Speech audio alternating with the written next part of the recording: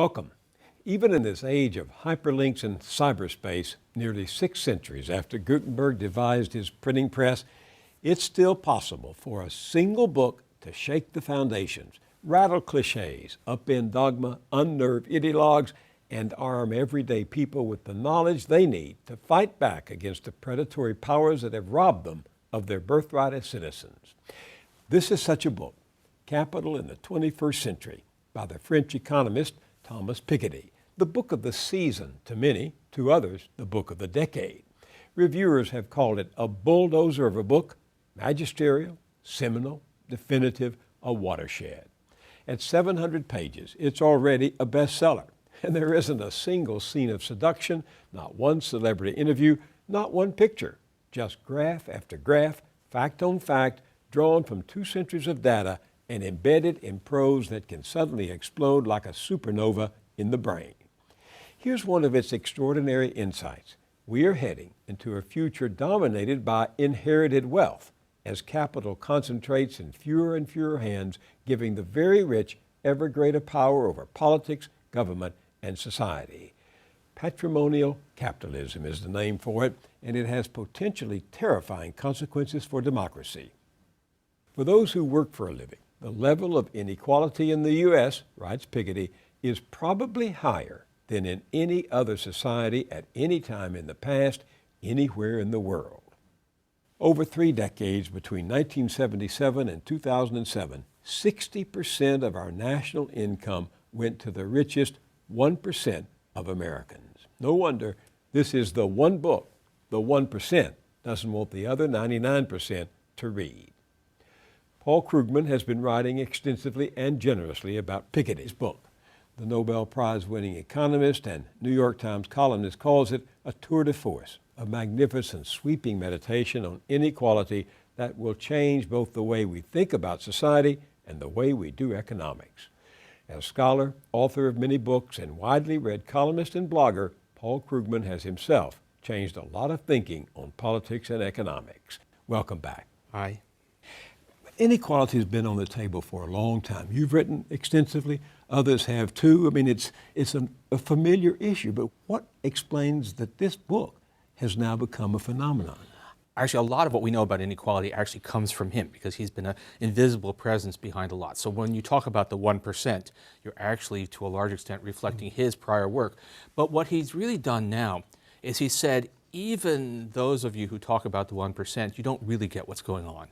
You're living in the past. You're living in the 80s. You think that Gordon Gekko is the future. And Gordon Gekko is a bad guy. He's a predator, but he's a self-made predator. And right now what we're really talking about is we're talking about Gordon Gekko's son or daughter. We're talking about inherited wealth playing an ever-growing role. So he's telling us that we are on the road not just to a highly unequal society, but to a society of an oligarchy, a society of inherited wealth, patrimonial capitalism.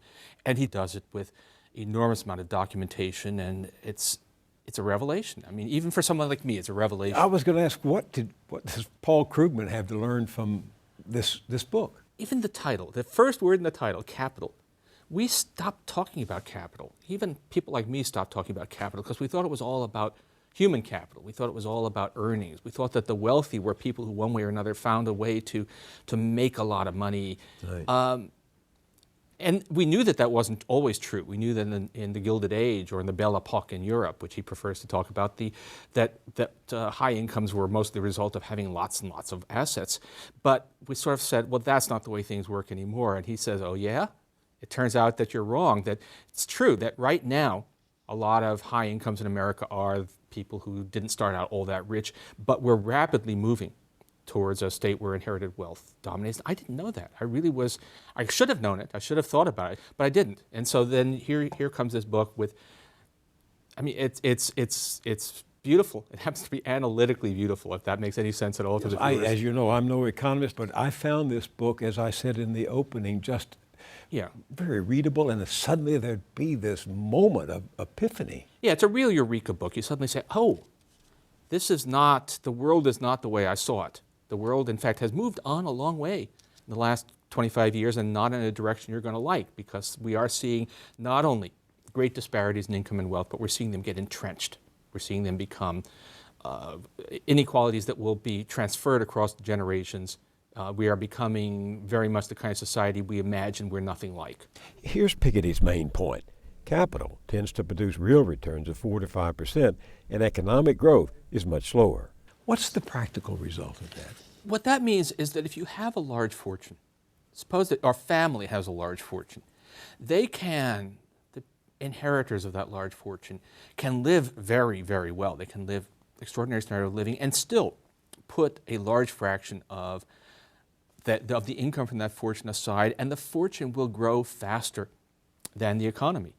So the big dynastic fortunes tend to take an ever-growing share of total national wealth. So when you have a situation where the returns on capital are pretty high and the growth rate of the economy is not that high, you have a situation in which not only can people live well off inherited wealth, but they can actually pass on to the next generation even more, an even higher share. And so it's all, in his terms, R, the rate of return on capital, and G, the rate of growth of the economy. And when you have a high R, low G economy, which is what we now have, then you're talking about a situation in which dynasties come increasingly to dominate the top of the economic spectrum, and a tiny fraction of the population ends up very dominant. What's the realistic impact of this on working people? There's a direct impact, which is that part of income is always going to go to labor, although that seems to be a diminishing fraction, but the part that comes from capital is going to be in the hands of a very few people. The other thing, which I think is critically important, and he talks about more towards the end of the book, is the political economy. That when you have, it's what Teddy Roosevelt could have told you and did, that when you have a few people who are so wealthy that they can effectively buy the political system is going to tend to serve their interests. And that is going to reinforce this shift of income and wealth towards the top. Do you agree with him that we are drifting toward oligarchy? Oh, yeah. Oh, I don't think that's even, I don't see that there's any question of it. If you look at certainly if you look at what we know already, and we're learning more, we know already about the concentration of income, of wealth, you can see that it is growing. You can see that, and you can actually see, I spent a little while just sort of going through the Forbes 400 list. And what you find is already, there's an awful lot of inherited wealth in there. It's no longer a list of self-made men. And of the self-made men, a lot of them are pretty elderly. And those fortunes are going to be passed on to next generation. So no, the drift towards oligarchy is very visible, both casual observation and in the numbers. I was taken with something you wrote the other day. You said that, in your opinion, the real problem is not capital accumulation per se, as much as it is, quote, remarkably high compensation and incomes. Now, how does that differ from what you were just saying about wealth that passes to the next generation? So right now, high incomes are still primarily coming from people who've made a lot of money, typically as corporate executives.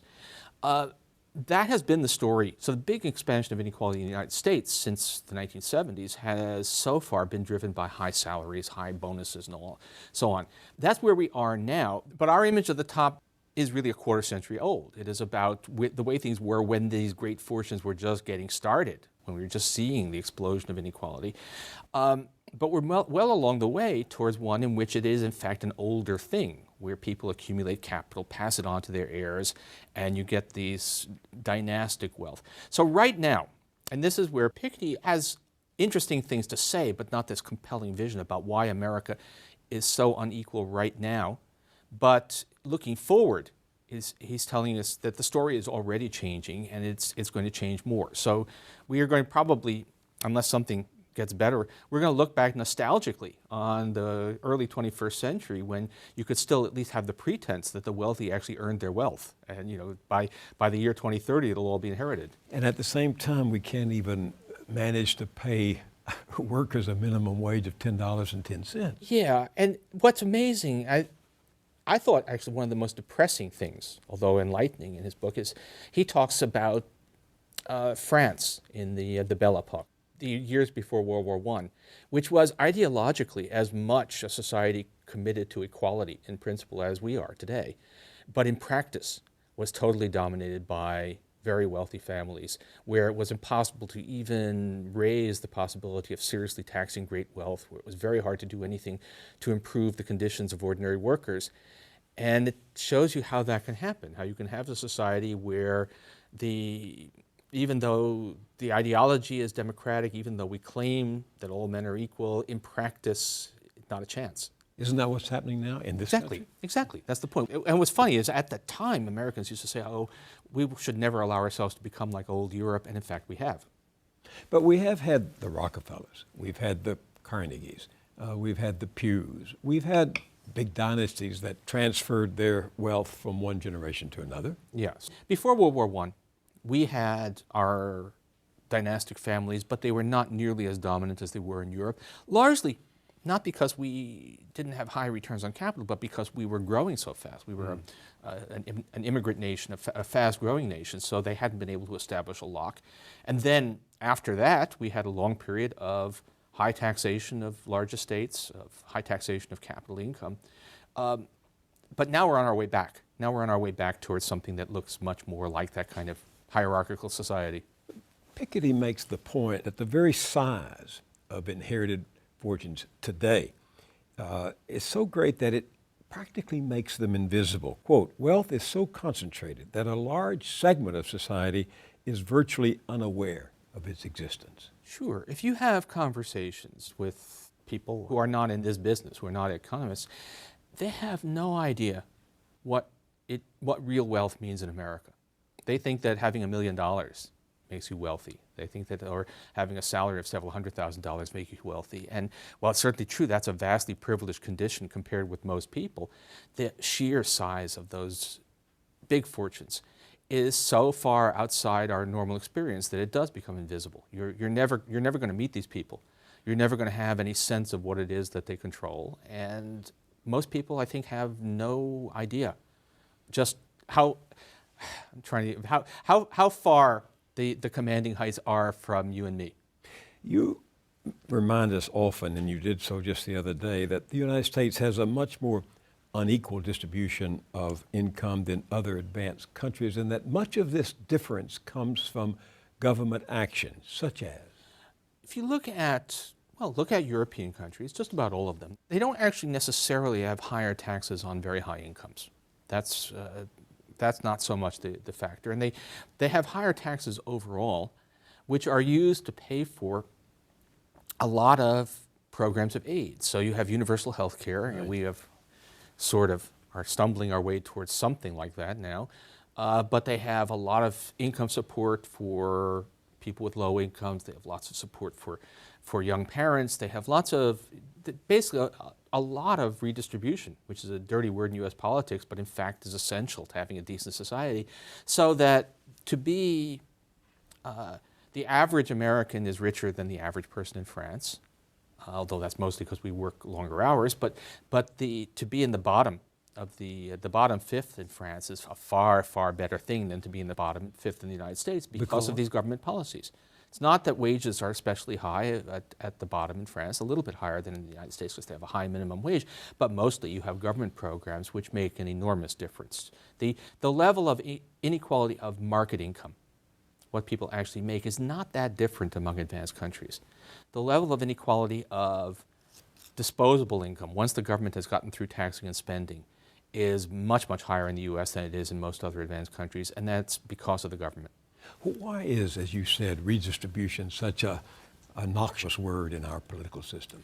I think mostly it's just because there's a very effective apparatus of TV and print media and think tanks and so on who hammer against any suggestion of redistribution. They've managed to convince a lot of people that it is somehow un-American, which actually, if you look at American history, that's not at all true, but it's just been pushed very hard. I think also in the United States, look, we have to admit it, that race is always lurking under almost everything in American life. And redistribution, in the minds of a lot of people, means taking money from people like me and giving it to people who don't look like me. And I think that is a big difference between us and Europe. You do know that conservatives are regularly, consistently saying that inequality doesn't matter, that if the very rich were less rich, it wouldn't really make a difference to people out there working for a living. But of course, what Europeans do, which is to tax the rich and use it to provide benefits to people lower down the scale, that makes a big difference. That can make an enormous difference. You can take a few percent of national income, take it away from that top 1% and direct it towards the bottom 20%. That's a tremendous gain in the quality of life of the bottom 20%. So just think about, actually, we have a health reform. It's not the health reform we would have wanted, but it's better than no reform. It's financed in large part with small surtaxes on high incomes. That's if you actually ask where the money's coming from. A lot of it is coming from an additional tax on investment income, an additional tax on earned income for very high earners. That is going to give basically everybody in America the guarantee of being able to have essential basic health insurance at an affordable cost. That's a huge change in people's lives, which is being financed in large part by taking a little bit from the top. So a little bit of Robin Hoodism does a lot. You could do a lot more than that. So no one is talking about just, let's punish the rich for the sake of punishing them, but the question is, can you do redistribution in a way that makes us a better society? And the answer is yes. Well, at the end of his book, Piketty is talking about a global tax on wealth. Yeah. Do you think that's feasible?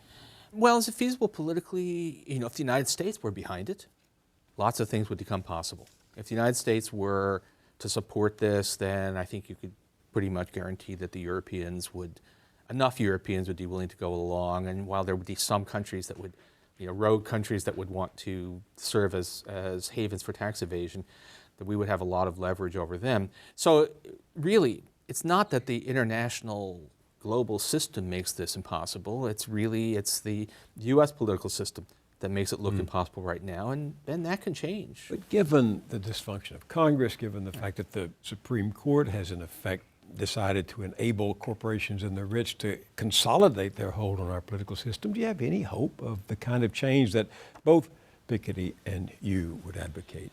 I think you don't give up hope on these things. We have, look at the American political tradition. Look at one of the interesting things that Piketty says is that serious progressive taxation of high incomes and great wealth is an American invention. We invented it, and we invented it in the early 20th century, right at the peak of our Gilded Age, and somehow we found it in ourselves to find political leaders, people like Teddy Roosevelt, who are willing to say, this is a bad thing. We do not want the society that is emerging here. So I think things can change.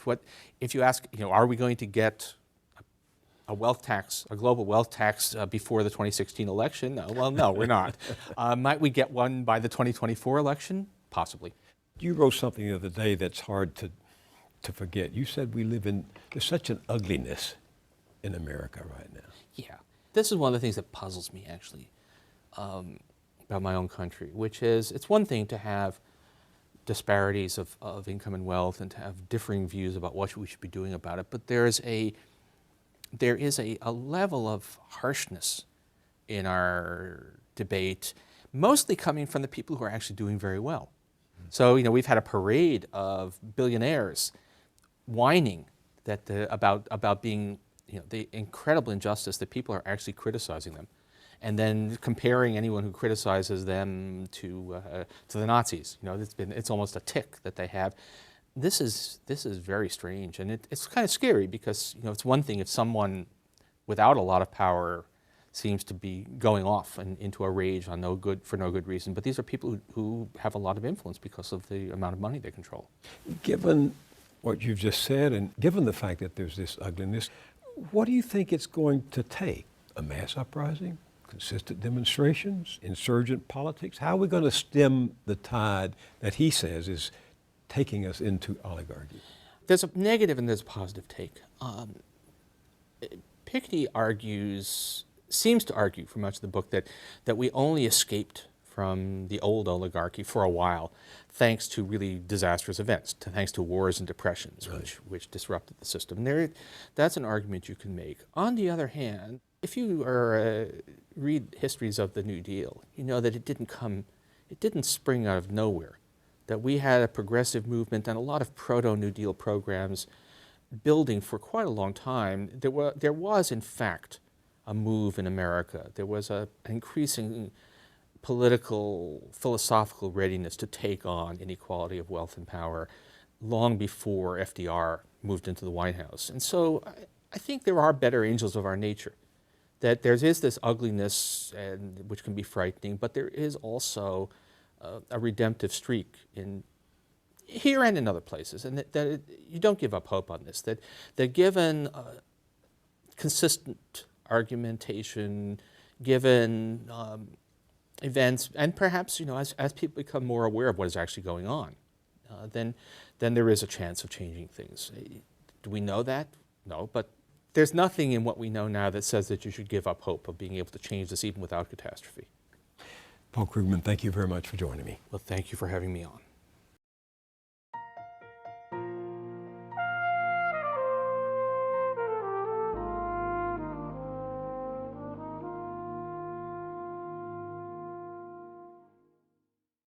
The evidence keeps mounting. Just this past Tuesday, the 15th of April, tax day, the AFL-CIO reported that last year, the chief executive officers of 350 top American corporations were paid 331 times more money than the average U.S. worker. Those executives made an average of $11.7 million compared to the average worker who earned $35,239. As that analysis circulated on tax day, the economist Robert Reich reminded us that in addition to getting the largest percent of total national income in nearly a century, many in the 1% are paying a lower federal tax rate than a lot of people in the middle class.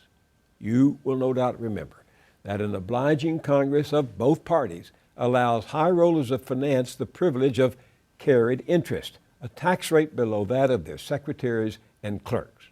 And at state and local levels, while the poorest 20% of Americans pay an average tax rate of over 11%, the richest 1% of the country pays half that rate.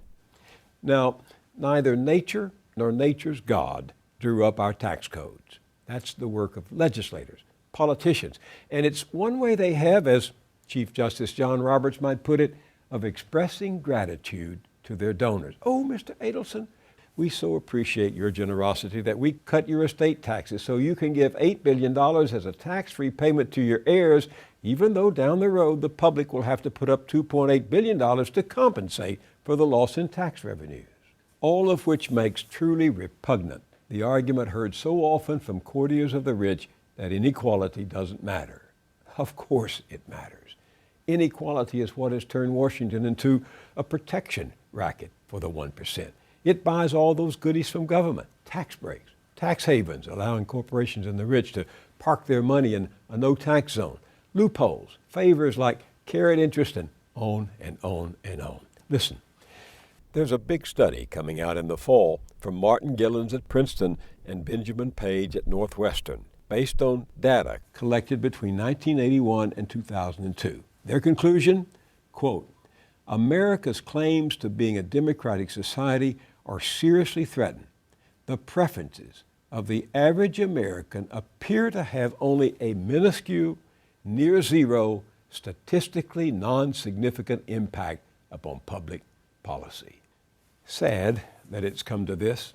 The drift toward oligarchy that Thomas Piketty describes in his formidable book has become a mad dash, and it will overrun us and overwhelm us unless we stop it. At our website, BillMoyers.com, you can find out much more about Piketty's book and the debate it has sparked on both the left and right. That's at BillMoyers.com. I'll see you there, and I'll see you here next time.